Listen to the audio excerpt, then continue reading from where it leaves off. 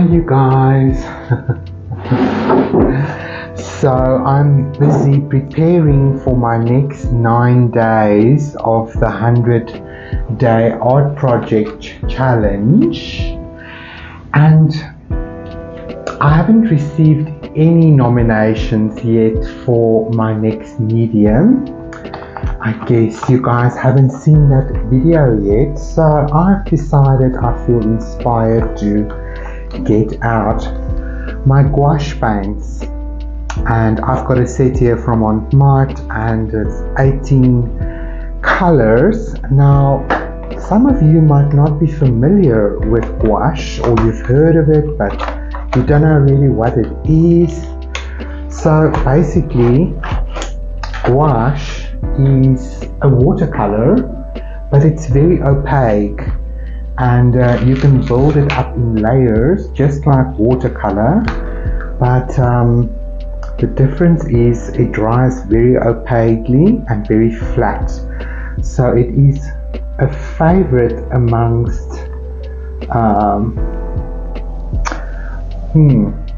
what do you call them, graphic designers, any designers of any kind really, because you can do a lot of color studies with gouache, and the colors really mix very easily, and they dry quite fast. So it is a medium that you can work quite quickly with, and doesn't need a ton of drying time. So I have decided to just take out my gouache palette and just to freshen up some of my gouache paints. Now it dries exactly like watercolor, also in a cake kind of form, but the minute that you add water to it, then it activates. So that's both the advantage and its nemesis, because as you begin to work in layers on your canvas, you must make sure that you don't have too much water in your brush, because that will disturb the underneath layers. But luckily I'm going to be working on that 5 centimeter by 5 centimeter cardstock. I decided to stick it down again because I'm going to work in one direction, meaning I don't want to be turning the canvas around and around. Just want to open the door for my doggy. She wants to go see what's going on outside. So this is Tuesday in my studio. My actual recording day was yesterday, but I didn't have any clients in my hair salon today. This is a bit of a quieter week, so I was able to record 2 more episodes for the seahorse, which was really fun. I painted in I blocked in the treasure chest and also the seahorse. As promised, I'll wait 1 more episode before I really got into the seahorse. So let me see. Okay, I think I jumped to the green over here. So this is going to be exciting. So I just thought I would just give you guys a little bit of a behind the scenes kind of insight, and then you can see what preparation maybe goes into my 9-day recording, and what I sort of have to do to get ready. So I think if my time allows me, I will jump into my first few 9-day recordings for the 100-day project. Sorry, I hope I'm making sense. It's difficult to multitask. It's definitely not easy. Oh, it's all coming back to me now. Okay, so this is where I put the black.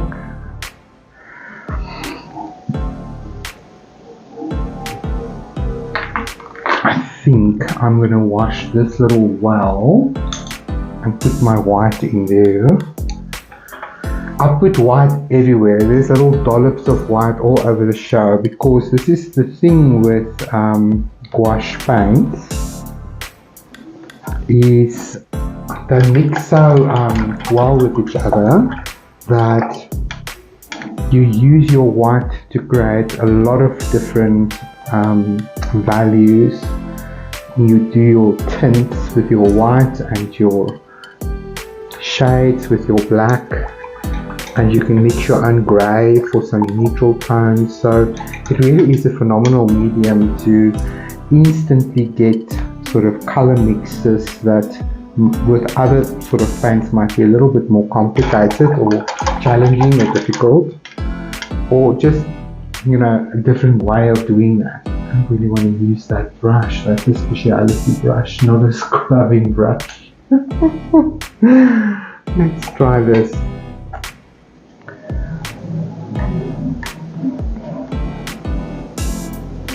Just want to clean this well a little bit. I already washed the entire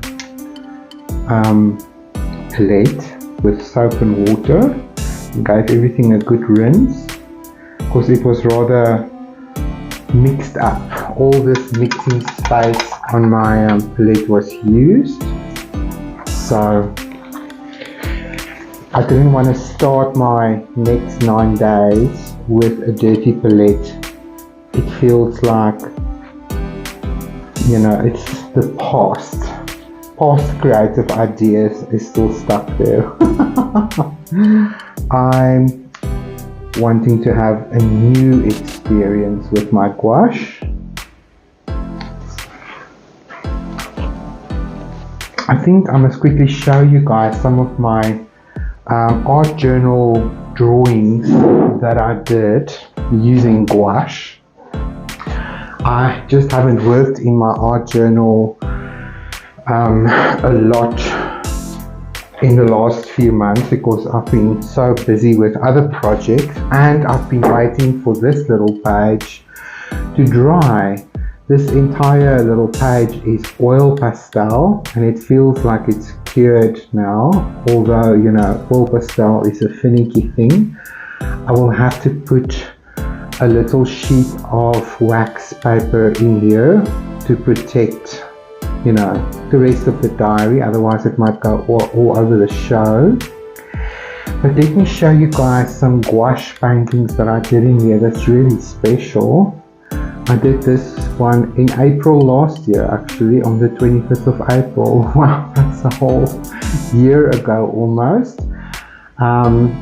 I sort of started painting small for my exhibition of last year, and this was just sort of the feeling or the vibe that I wanted to have. And I also got my color cube from Australia. Is it Australia? Yeah, I think it is. And this is one of those cards in the color cube, and I did this all with gouache, so you can see how nicely it layers. And but if you go over this with water, then it will lift up again, so it needs to cure. And then if you frame it, you must frame it behind glass, just like watercolor. This is a little daisy that grew in my garden that I took a photo of. So it really is a lovely medium to paint detail. I mean, look at this incredible landscape. That was all done with gouache. So you can see it looks quite matte. There's no shine to it. This is also another one I did of that color cube. And just, you know, mixing my own colors according to that color scale and then doing the little painting. This is just such a good exercise. That's the oil pastel. What have I got here? Oh, I've got my color chart in the back, and this is exactly these colors that's in this palette. It sort of was my idea that this would be a gouache journal to begin with. And then one boring Saturday afternoon, I decided to try an oil pastel, and it's not how I wanted it to turn out at all, but how it did turn out in the end is rather pretty, for the experience that it was. And then there's a little pocket here that you can put little paraphernalia in. So it's really a lovely color wheel art journal that I want to play with and continue to play with my gouache.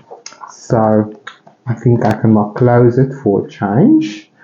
So I thought I would just share that with you guys. So I was busy dispensing white. I always have a bit of white gouache on the side here. It's one of the colors that you will use, I think, the most is your white gouache. So I normally put a little bit of a dollop in every sort of area, so that whatever color I mix there, I already have white dispensed. Because I know that I'm going to be mixing lighter colors, and then there's already white there to do just that. So this is my palette, so I'm just going to leave it like this to set overnight. I'm scared if I close it now that it might run out, albeit I don't think it will, but I'm not going to take the chance or risk it that it will run out on the bottom, because I'm going to be using it just now anyway. I mean, really, I'm not going anywhere. I am going to begin to record my first day of the next 9 set using gouache, and I'll show you guys now what the little cardstocks that I have is going to look like. And the nice thing about the gouache is it can go on top of the watercolor and the marks that we've already made, and yeah, but I can change the color easier than with a pencil, so that's going to be fun. I'm going to put that away. Let's just look at the cardstock that I have available for the next 9 days. That will be fun to look at. I must wash those 2 brushes. I must wash that brush. I've just been so busy in my studio.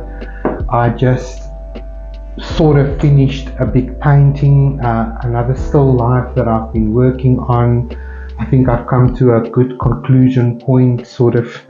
Now it's just finishing touches. Nothing major is going to change in that painting, and I just went to put it next to its friend, and they do, they've made friends. They do talk well to each other.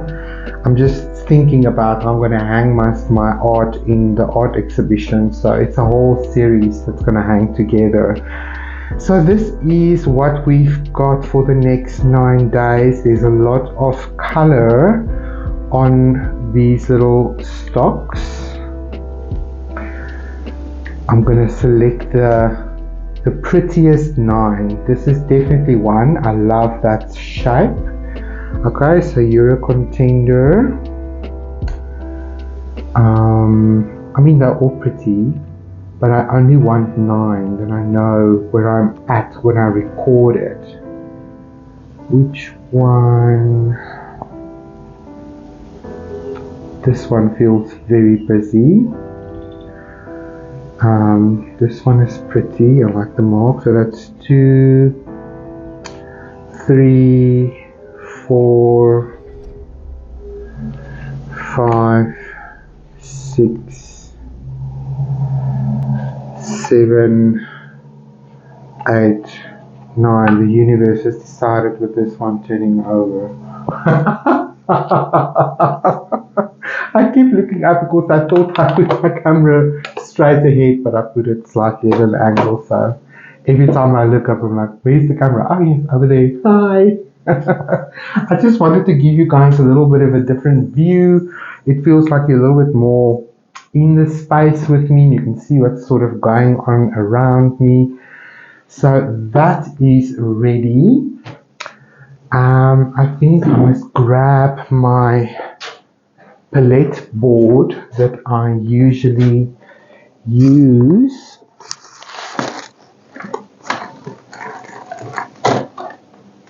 It's sort of got pencil marks on it. I think I must switch to a new page. Yes, that feels correct. You can just take my... Did you guys see my cute little business card? I mean, this is just so cute. I went to a new designer and let me show you guys. This is the artist side with my QR code, and all of this is embossed, so it's done with stickers. And the other side is my hair salon business, and here by Gideon, and this is all embossed, my telephone number. So it's just a nice little business card to help me promote both my businesses, both the Creatively Fit coaching, artist work stuff, and my bread and butter, which is actually hairdressing. In case you didn't know about that, maybe you're a newcomer to my channel and you wonder, who is this man and why am I liking him so much? Because I make people all over the world beautiful, and I help them to embrace their own beauty and find their own allure and activate. I'm trying to activate everyone's creative heart to get into a creative practice. So that is sort of my mission in my life, and I'm glad I can share it with you guys. So as we set up this space, okie dokie, plant, you must withdraw a little bit for me. There we go, thank you, so that there is a little bit of space for everyone. My flame of hope. I call it my flame of hope. Oh no, you're going to be in my way. I think you need to withdraw a little bit more. There we go. Otherwise you're going to be in my page. I believe it helps to talk to your art supplies and to your stock. It's actually something I learned in Bali. So I think it's not just indigenous to Bali, but you know, maybe whole of Asia, because I've seen this before in Asian shops. When the shop owners open their business, they go and they tap everything, wake things up, so they will dust things off and give it a slap and a pat, and you know, activate its chi, you know, so that when they open the store, that the product has been touched and it's alive and it's awake and it's ready to sparkle and to attract its buyer. And at night when they close their stores, talk about sustaining. When they close their stores, then they again say thank you to the store and to all their stock and to you know, that space, give thanks to the space for taking care of them, feeding them.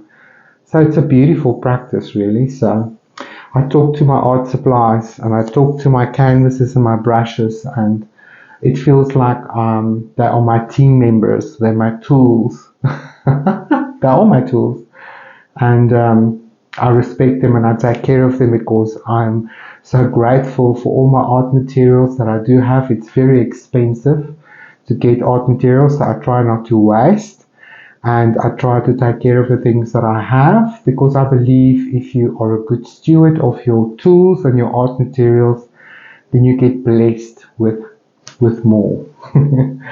So anyway, I'm gonna go wash my hands before I ruin this manicure, and I'll see you guys tomorrow with the first installment of this gouache 100-day art project number.